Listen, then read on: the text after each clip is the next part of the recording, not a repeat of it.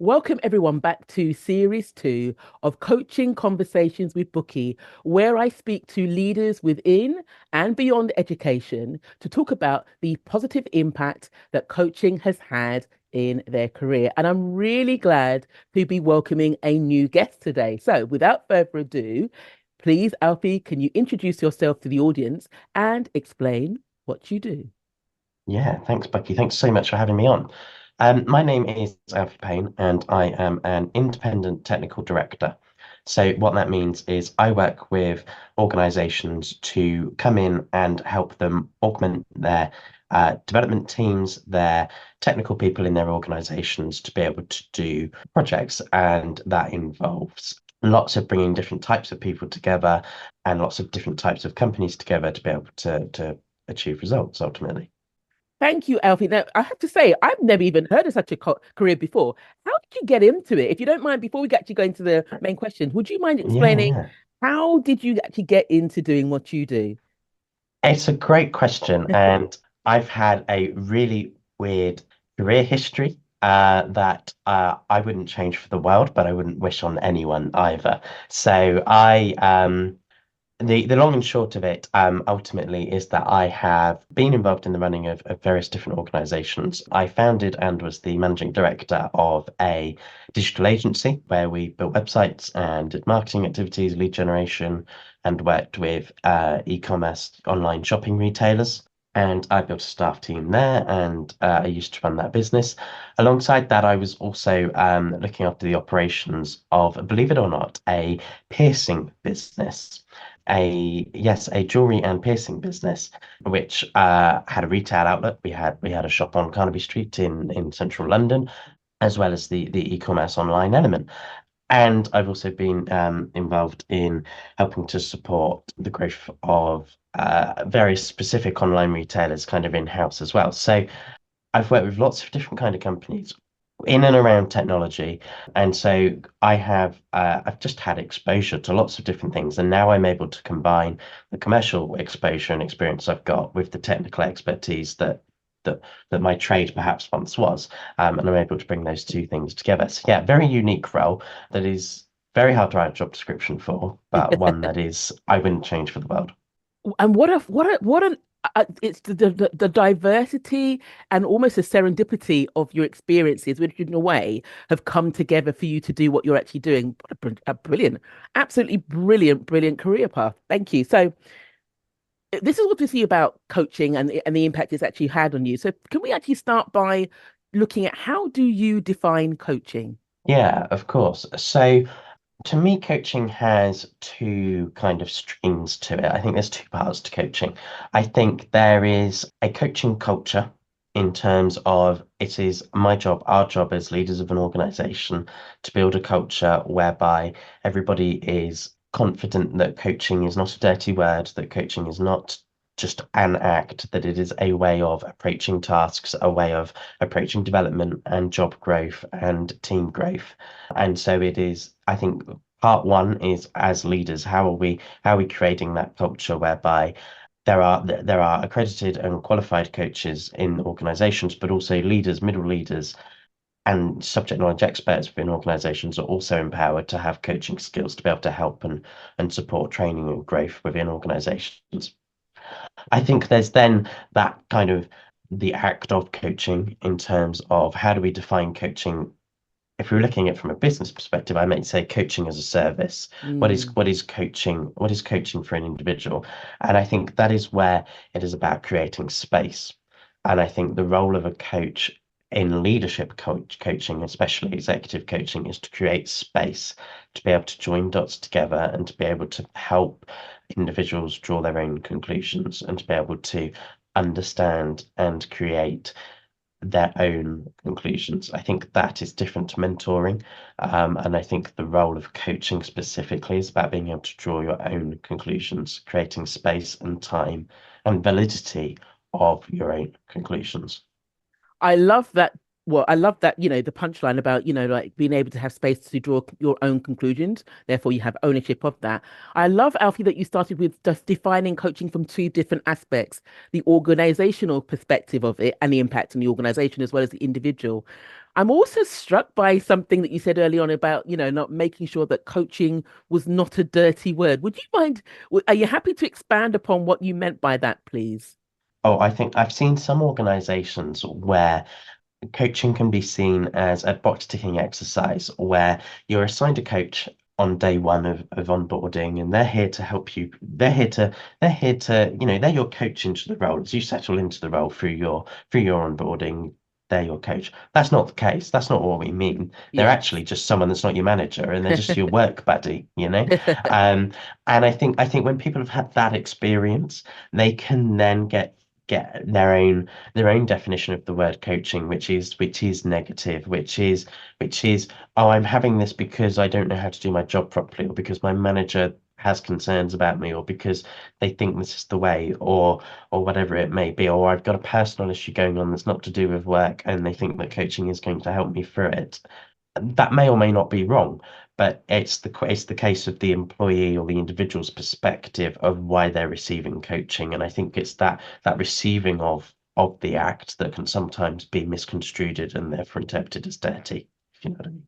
Thank you. And you're so right because it's being imposed, whereas actually coaching is a choice, in that Absolutely. regard. So with that, following on, what made you decide to receive coaching? You're happy to share that? Yeah, absolutely. So, through that career history, I've had to make a number of decisions, and I'm often very quick to make decisions, and that's good. And you have to move with pace in organizations, and you have to be most of the time, Mm, sometimes, mm, and you have to be able to make qualified decisions and know what to do. But when it's the bigger picture strategic piece, and it's about you as an individual and my role, but sometimes it's more strategic and it's more personal, and it's about detaching yourself from the business that you run, or the team that you run, or whatever it may be. And it hmm can sometimes, in my experience, be quite hard to detach me from the service I deliver, or me from the business I run, the team I run, the people who I turn up to the office to see every day. And coaching created the space to be able to give me impartial that impartial time Yeah. where actually, Alfie, you're the focus. We're talking about Alfie. We're not talking about a business you run. We're talking about Alfie. And how does the business you run impact Alfie, and how does Alfie support the business you run to get what's right for Alfie? So what made me decide to receive coaching was that need for space to be able to actually, quite honestly, almost act a bit selfishly, and realize that it wasn't selfish to be able to actually think about the true impact on yourself. Yes, thank you. And it's really interesting about the fact that for some it's to do this for yourself may seem selfish, but actually no, because you being able to do your role in the ways in which you want, and which creates impact, wider impact, obviously has better repercussions, wider repercussions and positive impact for the organization on the whole. Yes, Okay. Okay. exactly. All right. So with that in mind, how have you gone about deciding which particular coaches to choose?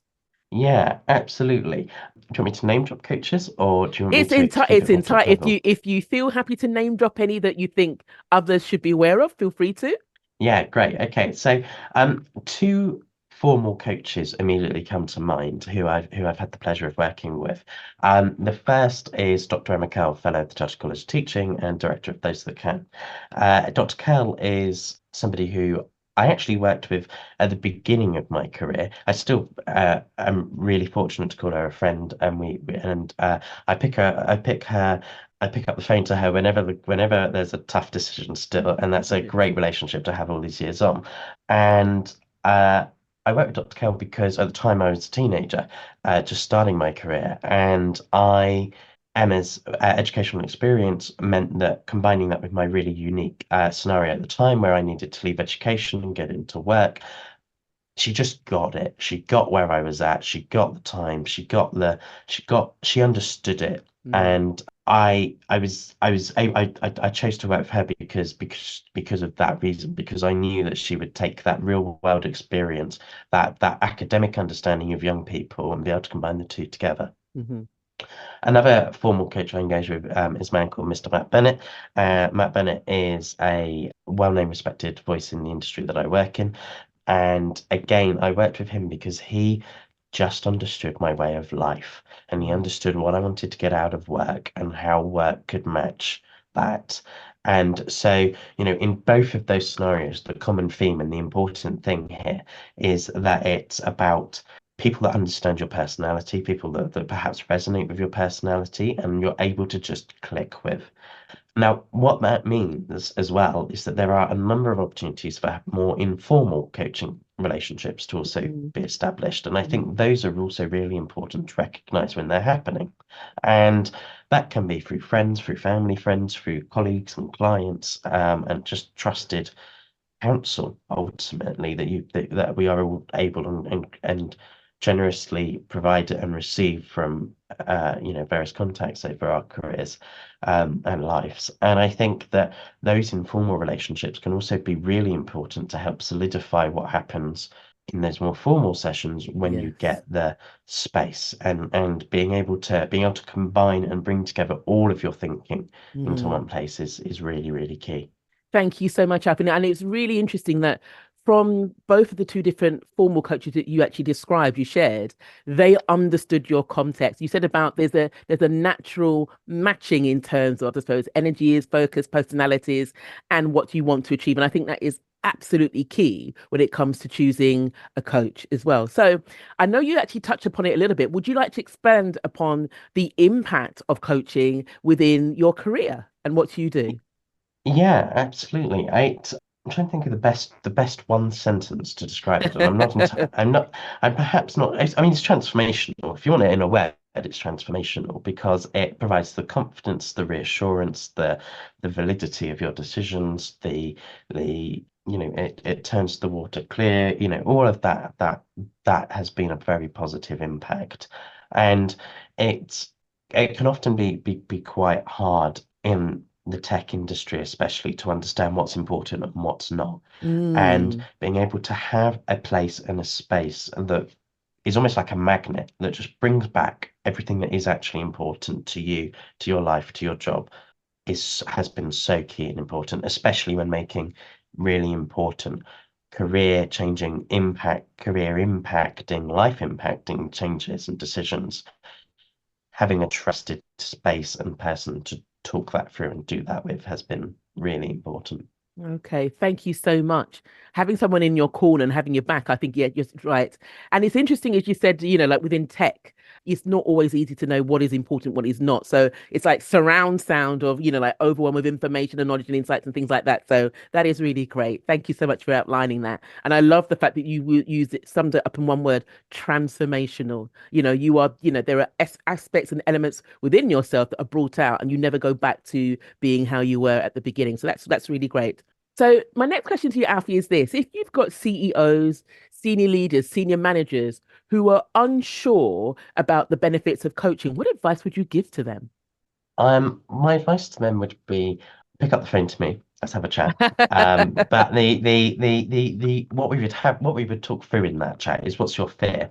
Why do you not want to receive coaching on your own as an individual? What could possibly go wrong would be my question, and then let's work backwards from there. Because I don't personally, I fail to see an issue with the right person at the right time talking through an issue. If it's a more substantial fear about introducing coaching into your organization, then again, I would ask what's your concern about empowering your employees, your team, your staff, whatever your the beneficiaries of coaching are going to be. If it's you're worried about resignations because people aren't in the right jobs, then coaching is not the root cause of that.